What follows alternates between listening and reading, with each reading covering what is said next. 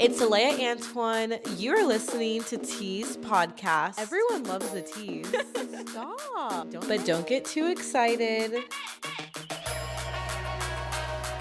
We're all hanging out. We're all talking, right? Stacy had finally stopped calling me, stopped texting me.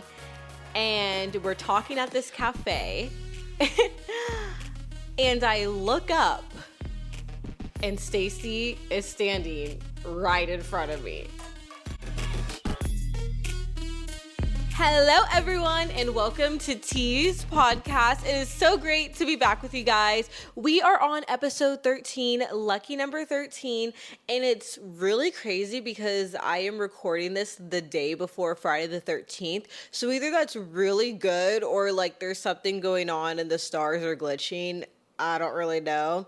Either way, we have hit over 600 views on one of the episodes and over 11,000 views on the YouTube. Y'all have been commenting, and it's honestly so crazy because when I started this, my whole goal is that I want people to listen to the podcast. I want to build that community and everything. But there is something funny of going from the switch up to not hearing anything to suddenly you're seeing these numbers and people are telling you what they think about the episodes, and it's just so weird to be perceived, I guess. I'm like, oh my god, you're actually listening, you actually listen to this. It's just really crazy to hear because on social media you just see the numbers, right? You see someone's followers, you see someone's likes, you see someone's views, and you just see numbers. And then to hear the real voices behind those numbers always trips me out just a little bit because I'm like, oh my god, it's not just numbers, there's people.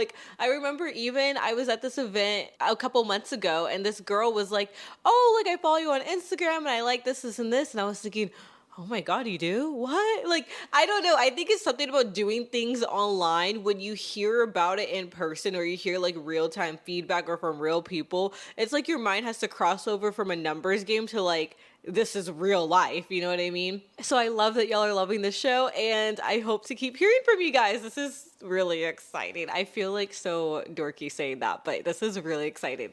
As far as the life update, there's really not much going on since the last time we spoke. I have just been working, trying to build that savings back up. Nothing's really happened on my shifts except 2 days ago. One of my coworkers, he was like, hey, Aleya, can you make me a margarita and a beer? Because I was on bar. And I was like, yeah, of course, I got you, right? So I'm pouring the beer, making the margarita, and he seemed pretty urgent. So I was trying to do it as fast as I can. I put them on the well to get picked up. It's been 5-10 minutes. No one picks it up. And I'm like, hey, okay. Turns out he got arrested during our shift. So that was definitely different and interesting. It was also extremely sad. There's really never a boring day in the restaurant service or in customer service. I don't know how, but it's just always so surprising. But after I recorded last week's episode, I was just feeling very, I wasn't feeling proud of it. Now, I'm talking about right after I recorded. So, right when I turned off the camera, right? I was just having, I guess you call it, creative blues. If you're a creative person or you have your own business or, maybe you're even writing an essay for school, just whenever you have to come up with things on your own, I feel you either wrap it up feeling oh my god, that was the best thing ever, I'm in love with it, or you feel oh my god, that was absolute shit. I think athletes feel this too. You have a game, you have a performance or whatever, and you're just I didn't do good. And it doesn't matter what actually happened. It's just your own mind does that to you. So I was feeling really down and out after that episode, and I was just spiraling. I laid on the couch. It was just what am I doing? I don't know, just this wave of depression and negative thoughts hit me. So I got in my car and I booked it to the bookstore because I was I need a self-help book. That is how I solve my problems. I am a huge book nerd. I'm not so much like, I won't really read a novel. I'd rather watch a TV show. But if you hand me a psychology book, I will read it cover to cover. If you hand me any sort of self-help book, psychology, something to do with communication styles, I am all up in it. I don't know what it is, but I went to Barnes and Nobles because they were having like this 50% off thing, got a self-help book and was like, what the fuck is going on? And I realized that that whole episode I was talking about like being cynical and like having these negative thoughts around like people and social situations, right? Like where you just feel down and out after a bad day and you're like, I need to clock out and just stay home for a little bit. But I realized that the emotion that I didn't touch on that I was feeling, probably because I didn't even realize it, was loneliness. I think the reason why I didn't touch on it is because one, I hadn't really thought of it or accepted it myself. And two, it is really difficult to admit that you're feeling lonely or alone. And I could say that that's kind of how I've been feeling lately. I think that a lot of people, especially in your 20s, experience loneliness, but you never want to really admit it because it just feels so embarrassing, because this is an age where you're supposed to be out with your friends all the time. You're supposed to be doing these crazy experiences, having these new life goals happen for you, being in this awesome relationship, traveling. Like that's how people make it seem, and that's how you see on the movies, on social media. So to say that you're lonely, it kind of feels like you're doing everything wrong, you know what I mean? And I think that the overall feeling of being lonely just has like so much negativity to it. Like I honestly would say that that goes back to childhood. Like when you think about being alone as a kid, it was never really a choice. It was just a bad thing that happened to you. So for example, like let's say you have the only child and their only friends at home are their parents, or the kid who's sitting alone at lunch with no friend group, or the person who gets picked last for dodgeball, or you're the one single friend and all of your friends are in relationships. Like we always attribute being alone as something that's incredibly negative. So to admit that you're alone a lot or that you feel lonely feels like you're kind of a failure in a sense. I say this as someone who, like, when I'm with my friends or something, like I am posting the fuck out of it. You probably would be confused as to why I'm saying this, but I think some of the reasons why I've been feeling it lately is that like I lost a childhood friend. Like we had been friends for 7 years. We're not friends anymore. I used to have like this big friend group. Don't talk to a lot of them anymore. Like it's just like I am normally used to being overstimulated with conversation and with experiences. Like when I worked at Twins, I was friends with all of my coworkers, and it wasn't friends like, oh, we're at work together. No, like we hung out outside of work. I would hang out with them before work. I had two other roommates. Like I was literally never alone, even when I was quote unquote alone. Like maybe it's just me in my room, but I know that my best friend is down the hall or two doors away, or she's coming home soon. Me and Kai were doing long distance, and so I was always traveling, having these new experiences. The relationship was still like so fresh, you know what I mean? And then when I moved to Seattle, I like had this new friend group. Me and my other friend always FaceTime. Me and my friends here always FaceTime. And now don't really FaceTime that often. All of my summer plans, like visiting home, going on vacation, like my summer plans are pretty much done. Like, of course I have upcoming things, but it's not like that fun summer stuff that you look towards now. You know what I mean? Like, it just feels like I'm not overstimulated and oversaturated with communication. And I always thought that that would feel like a good thing. Like I always thought, oh, if I just had more time for myself, that's what I need. But now that I have it, I'm like, I don't know what to fucking do. And I think that that happens to a lot of us. We want to be left alone by our own choice, but when it's not necessarily your direct decision, then it just feels like, what the fuck? Especially if you're someone who's highly social and extrovert and normally is used to being surrounded by people. Like, I would say that a lot of people probably experience this when they move to a new place, when they just get out of school, when they go through a friendship breakup, when they go through a relationship breakup. You're like, what am I gonna do by myself? And I started to think, and I was like, well, is being alone really a bad thing? When you see the person going to a restaurant and eating by themselves, do you feel bad for them? Or do you look at them in a sense like, wow, they must really enjoy their own company? Because here's the thing, I know a lot of people who are never alone, but would probably hate to be alone because they don't enjoy their own company. And I think that being alone or being lonely doesn't necessarily need to be a bad thing if you were to actually like build a good, healthy relationship with yourself and kind of like toss out all those external pressures. I don't know if anything I'm saying makes sense, but what I'm trying to say is that why does being alone have to be negative? Is it possible that being alone or being lonely can be positive?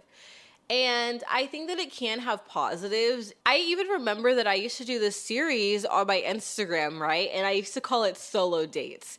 And I started that because, again, I was oversaturated with always being around my friends, that whenever I would even have like an hour alone, I would be like so uncomfortable. I would always feel sick to my stomach. Like I needed to go on Instagram or I needed to FaceTime someone. Like I needed to always be constantly talking or interacting with someone.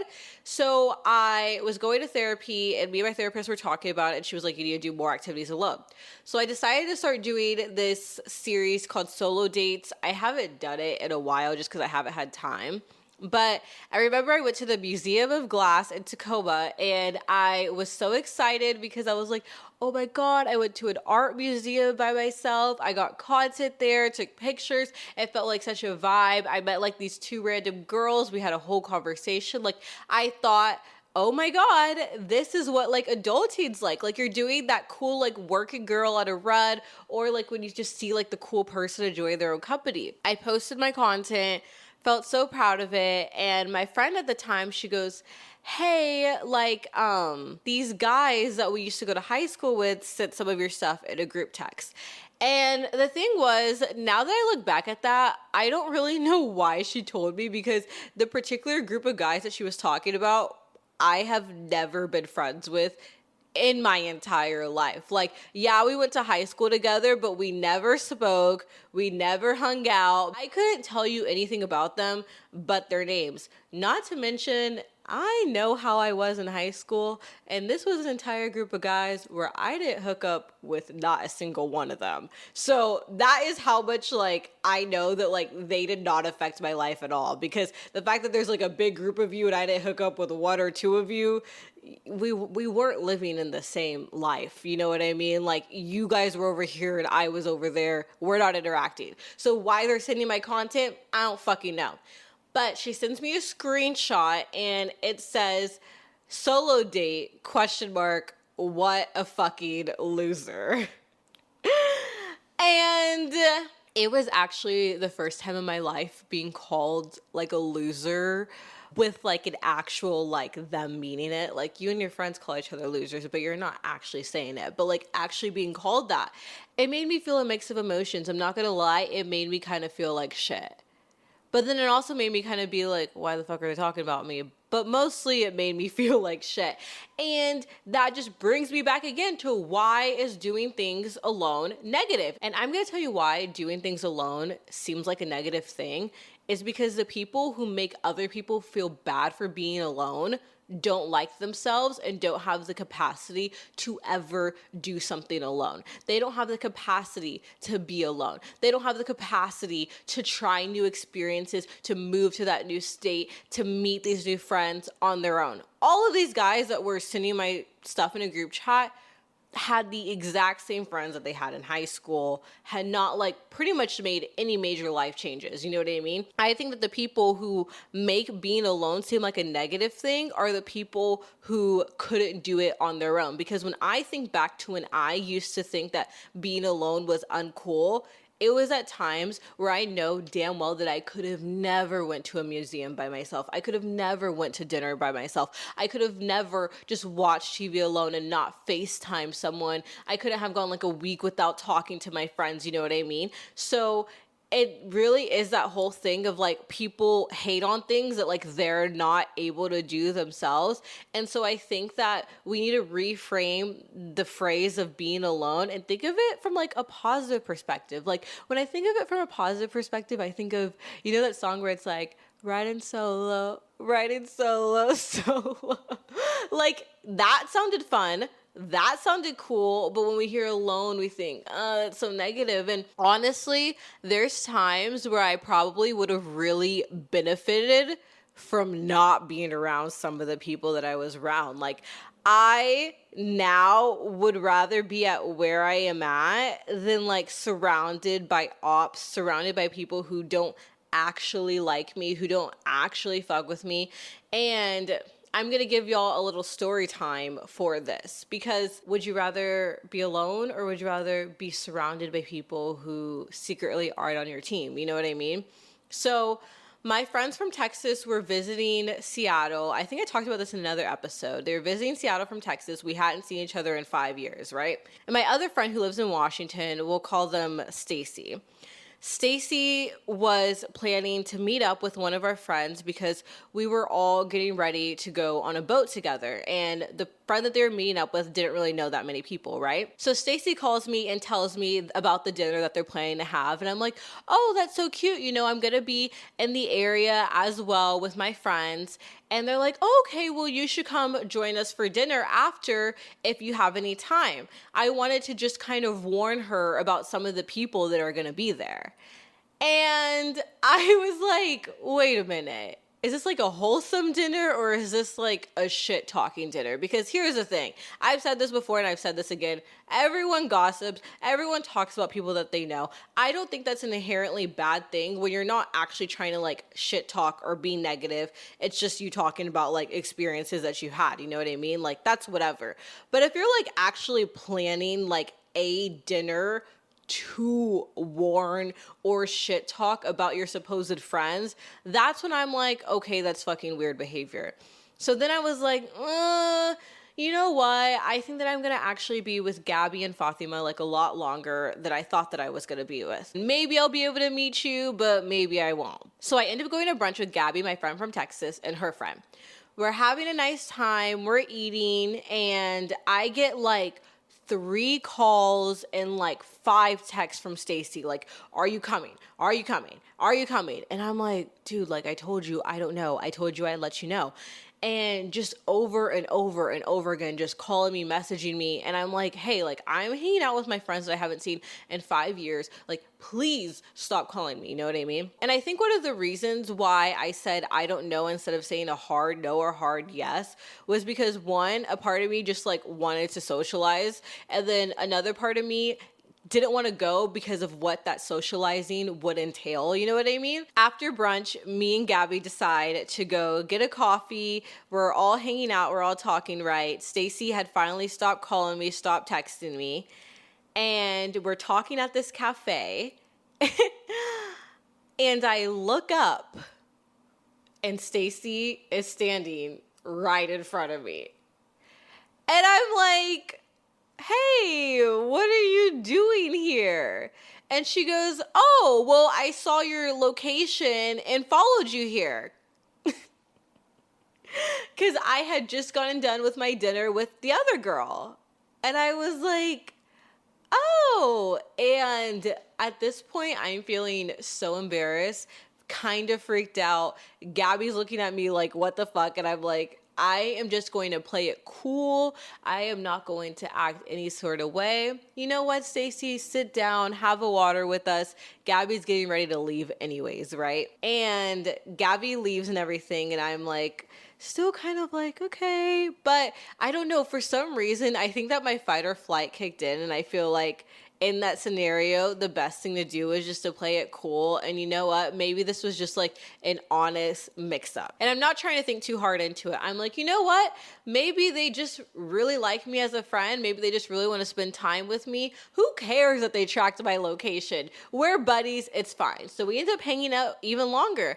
And they're like, yeah, my dinner with the other girl went really well. I was just warning her about people on the boat and everything. And I was like, hey, you know, like, if you're gonna keep hanging out with everyone on the boat, I don't think that you should be talking shit about them at a whole pre-planned lunch. And she's like, yeah, I know, but you know, I honestly agree with you. I don't want to be fake either, so I'm not gonna be friends with any of them anymore after this. You know what I mean? Like, I'm done with it, blah, blah, blah, blah, blah.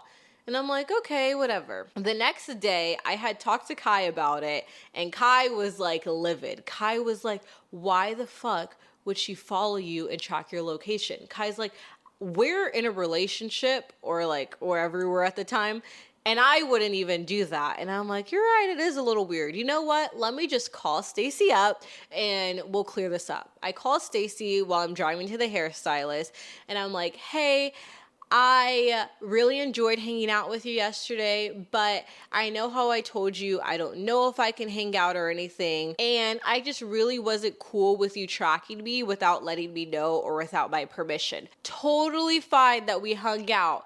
It's just that you cannot show up when you're not invited. You know what I mean? Especially because, like, with my history with friendships, I did not want Gabby and my friends from Texas to meet anyone that I knew in Seattle. Like, I don't know. I didn't want to mix it up and make it all messy because I don't know, something just told me keep things separate. And Stacey's like, I'm so sorry. You know, I shouldn't have done that. You're right, blah, blah. And I was like, and also, I don't really agree with the way that you went about lunch with your friends the other day, because I do feel like you shouldn't hang out with people if you're gonna talk about them like that. If you want to continue that friendship and stop shit talking, or if you want to shit talk and end the friendship. But I don't think that you could do both at once, because that's just like hypocritical. And then I go to my hairstylist, I tell her what happened, and my hairstylist is like, Aleya, what the fuck? That is so fucking weird.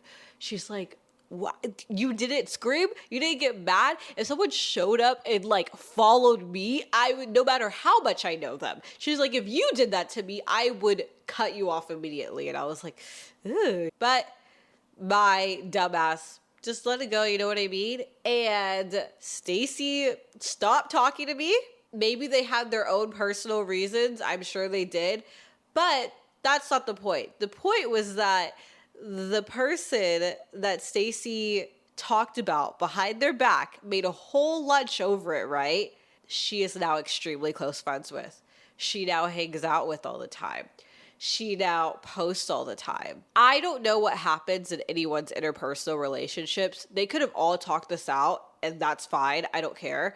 But the thing is that that's a great example of, like, I would rather be alone than have a friend in my life that ever felt the need to make an entire lunch to talk shit about me. And here's the thing. I know damn well that I have had friends that have met up with other people just to talk shit about me, or just to say all their opinions on my relationship, on me as a person, just, you know, A to Z, just run through me, you know what I mean? And that's the thing about being alone that you can look at as a positive, is that you don't have to deal with that anymore. You don't have to deal with that happening to you. You don't have to worry about people talking to you. And I'm not saying this as you should be alone and stay alone. I'm saying in those periods which we all go through where you're feeling like it's just you, it could be that life is just putting you in a small protective bubble at the moment, and that's okay. You know what I mean? Because it is really shocking that a lot of people can maintain friendships where their heart isn't fully in it. And I know that that's like a thing that a lot of people do. Maybe it's for networking, maybe it's for social gain, maybe it's for that. But I think that that's so exhausting, and I wouldn't want that in my life, because here's the thing. I will say that as many like weird, bad, homoerotic, codependent friendships that I've had, there has been really amazing things about each of them. And I know that the reason why I had those friends in the first place was for inherently good reasons. But the clock ran out when the good ran out. Like, even my friendship with Stacy in the story, you know what I mean? There were so many good things about it. But eventually, sometimes it just happens that you just reach the maximum point. That's all the good that will come out of it. And now it's time for the new phase of your life. It's normal for people to come and go. And that is also something that I had to learn at this age, because I have always had like this super like big fear of like, when you fall in love with someone, whether that's like romantic love or just like a friendship love, like when you start loving people, you're gonna have to eventually go through the part where they're no longer with you, no matter why that happens. You know what I mean? And I used to always think like, that's so fucked up. Like, no, every single friend that I make is going to be in my life forever, and we're gonna be friends for life, forever friends, right? That doesn't always happen. Relationships don't always happen like that. And that's okay. All that that means is that you need to always consistently have a strong relationship for yourself. That way, in those in between moments, those transition moments, you are okay. You don't feel like you're spiraling. Because here's the thing, when you are uncomfortable being alone, that's when you can get yourself into dangerous situations. That's when you lower your standards and you choose a partner, you choose a friendship, you choose a relationship that may not be good for you, and you just choose it simply to fill that void. I have had so many friends where I'm like, hey, like, you don't even like this person. Why are you dating them? Well, you know, I don't want to be alone, so... Like, that's terrible. We should be able to spend time with ourselves and that just be simply okay. And I think a great way to start your journey of being comfortable with yourself is getting to know yourself. The same way that you would get to know a friend, the same way that you would get to know a partner. I think the reason why a lot of us are uncomfortable being alone is because we just don't know ourselves. We don't know who we are. We don't spend time with ourselves. And so I, of course, wrote down a list on my notes apps of different ways that you can get to know yourself, different ways that you can spend time with yourself, and different ways that you can have fun being alone, being solo, and not lonely, because being alone can be cool. So this is what I wrote down. Ways to not feel lonely. The first one that I wrote was book with questions to get to know yourself. Okay, so this is actually the book that I picked up when I went to Barnes & Noble's during my mental spiral. It's called This Is Me, 1001 Questions to Learn More About Yourself.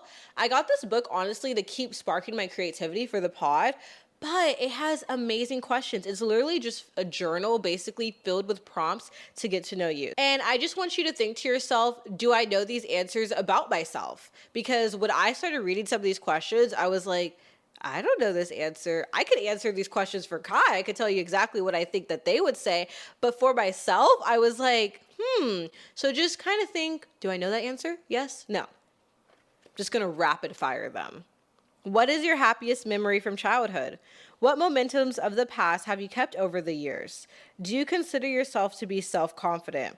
What is your relationship with self-confidence? Have you ever had a second home? What is something that you've wanted but realized that you didn't need? What was elementary school like for you? What's the house chore that you dislike the most? What sound do you dislike the most? What smell do you like the most? How do you blow off steam? What do you prefer, the heat or the cold? What's your favorite spread, peanut butter or jelly? Do you believe in the one? What's your favorite day of the year? Do you love yourself?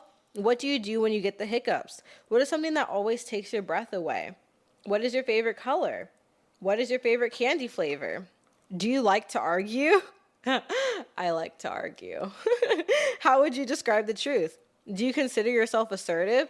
So it just has a bunch of questions to get to know yourself. And if you're thinking, wait, I don't really know my answer, maybe doing questions like this is good for you. You don't need to get this book. This is not an advertisement at all. I'm sure you could probably just go on Google and type in different questions to ask myself to get to know myself. And that is a great way to start. It's kind of like playing the We're Not Really Strangers game, but with yourself. Another great way to not feel lonely and to get to know yourself, Solo dates, like I said that I used to do.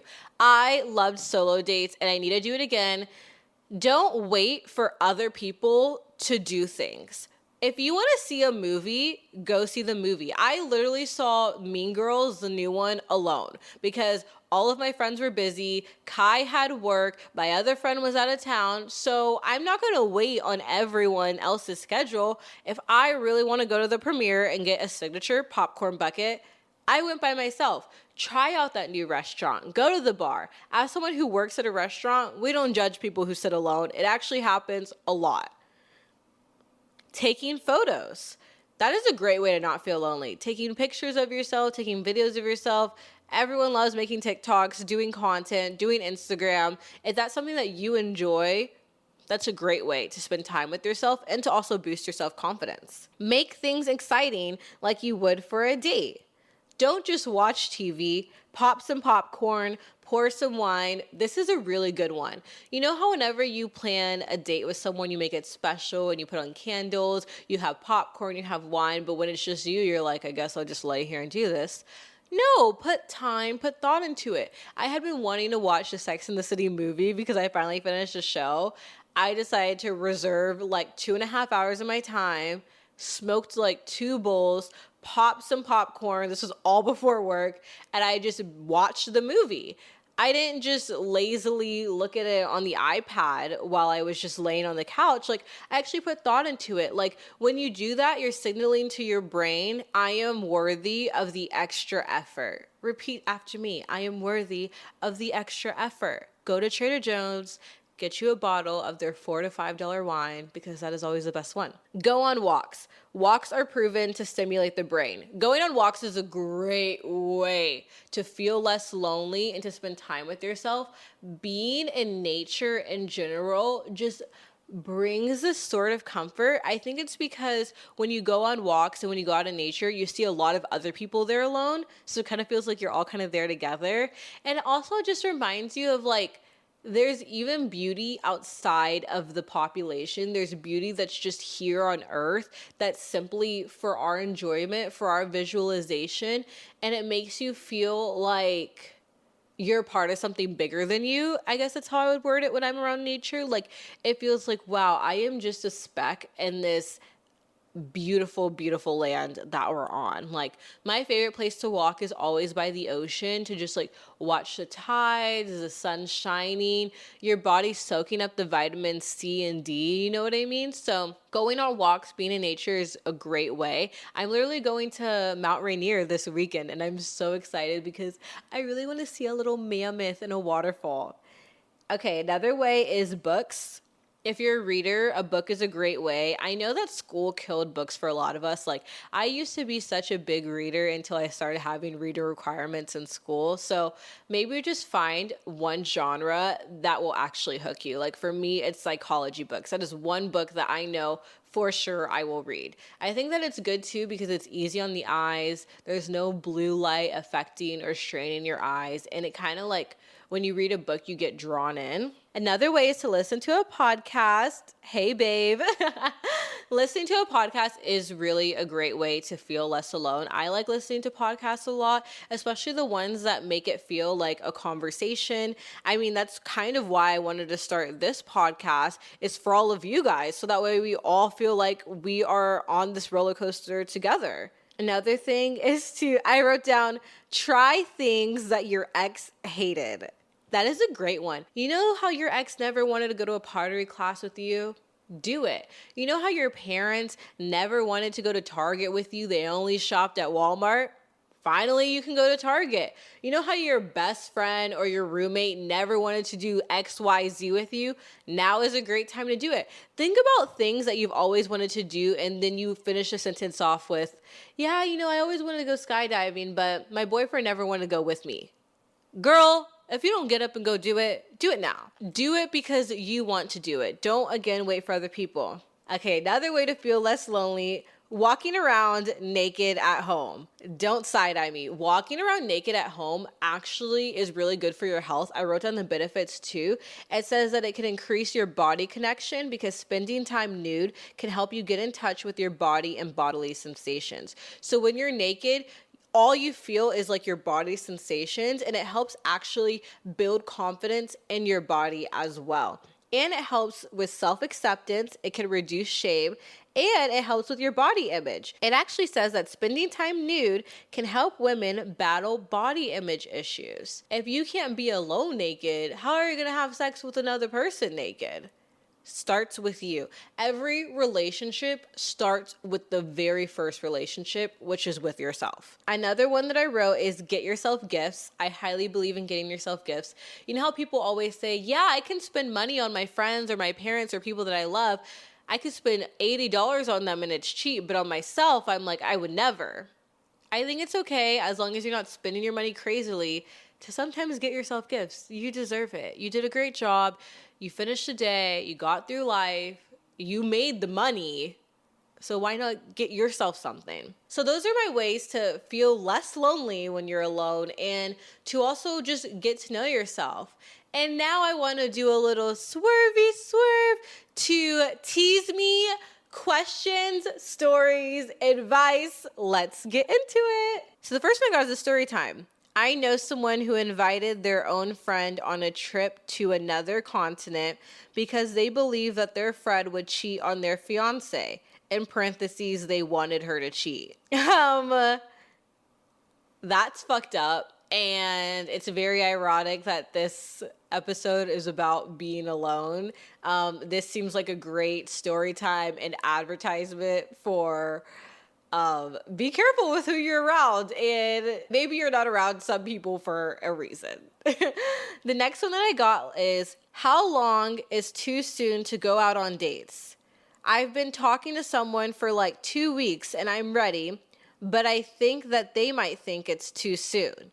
Okay, so basically this girl is talking to someone and she's wanting to know when can they go on a date, but she's scared that the other person will think it's too soon. Girl, I am going to tell you something that will rock your world. It is never too soon to go on a date. I do not believe in talking stages. We are too grown for talking stages. I think that as soon as you exchange numbers, as soon as y'all exchange interests, go out on a date. Plan a date. I honestly would encourage y'all to not even talk to someone that much before a first date.